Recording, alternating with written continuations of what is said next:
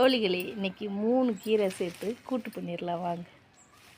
முருங்கைக்கீரை சுத்தம் செஞ்சாச்சுங்க, உருவியாச்சு.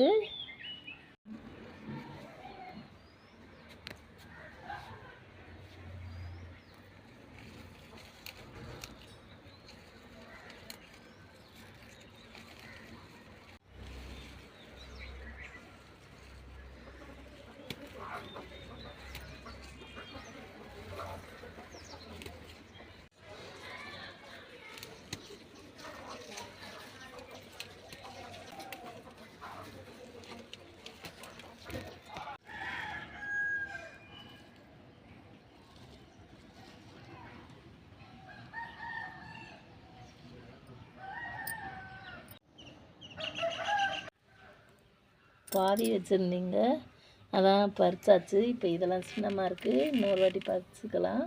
முருங்கைக்கீரை, தண்டுக்கீரை, சீமை பொன்னாங்கண்ணி 3ஐயும் சேர்த்து கூட்டு வச்சிடலாம். இன்னும் பாலக்கீரைலாம் சேர்த்துக்கலாங்க, இப்போ எனக்கு கிடைக்கல.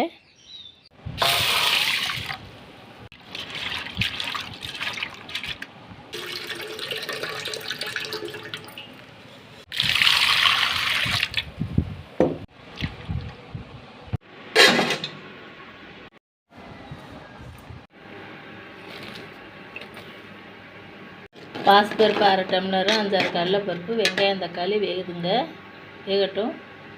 இந்த கீரை வீட்டில் பாவி வச்சுருந்ததுங்க. இது குச்சியை நட்டு வச்சாவே தொடுத்துருங்க. இந்த சீமை பொன்னாங்கண்ணி கீரை தண்டங்கீரை பாவி வச்சுருந்தேன்.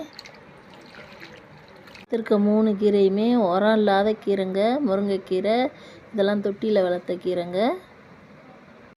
சீமை பொன்னாங்கண்ணியும் தண்டுக்கீரையும் சேர்த்தாச்சுங்க. இப்போ முருங்கைக்கீரையும் சேர்த்துருவோம்.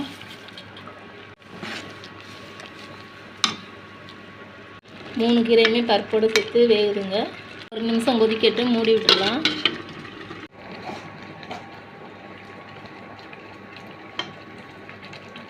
ஒரு நிமிஷம் ஆயிடுச்சு. இது மஞ்சத்தூள், மல்லி, சீரகம், தம்பி எல்லாம் சேர்ந்த கலவை பொடிங்க. இது 1 ஸ்பூன் போட்டுடலாம்.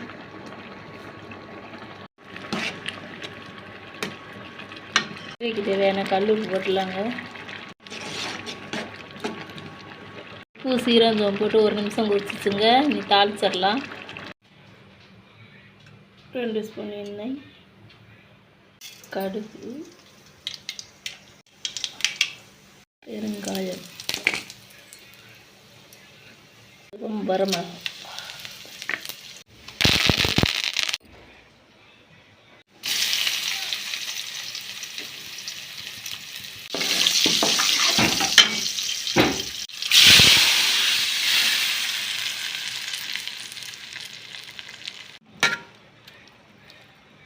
கமகமன்னு மணக்குதுங்க. இந்த வெயிலுக்கு இதமாக இருக்கும், குளிர்ச்சியான கீரைங்க. வீடியோ பிடிச்சிருந்தா லைக் பண்ணுங்கள், ஷேர் பண்ணுங்கள், சப்ஸ்கிரைப் பண்ணிடுங்க. தேங்க்யூ.